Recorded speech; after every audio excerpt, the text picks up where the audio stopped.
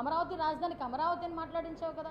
ఈరోజు అవన్నీ మర్చిపోయి ఇష్టానుసారంగా గల్లా జయదేవ్ గారు, దూర్పల్లి నరేంద్ర గారు, కోడ్ల శివప్రసాద్ గారు ఆత్మహత్య చేసుకోవడానికి గల కారణాలు ఏంటి? ఇవన్నీ నువ్వు మర్చిపోయావేమో కానీ మేమెవరూ మర్చిపోలేదు, రాష్ట్ర ప్రజలు కూడా మర్చిపోలేదు కదా. అంటే నేనేమంటానంటే ఈరోజు ఒకటే చెప్తున్నానండి, ఈరోజు ఇష్టానుసారంగా ఈరోజు కొన్ని వెహికల్స్ని ఆపి, ఎందుకంటే అక్కడ ఒక వ్యక్తి చనిపోయాడు, మళ్ళీ నేరో రోడ్లోకి వెళ్తే కనుక మళ్ళీ ఇబ్బంది అవుతుందని పోలీసులు కాసేపు ఆగండి అని రిక్వెస్ట్ చేసుకున్న బ్యారికేడ్లు తీసి పారేస్తున్నారు.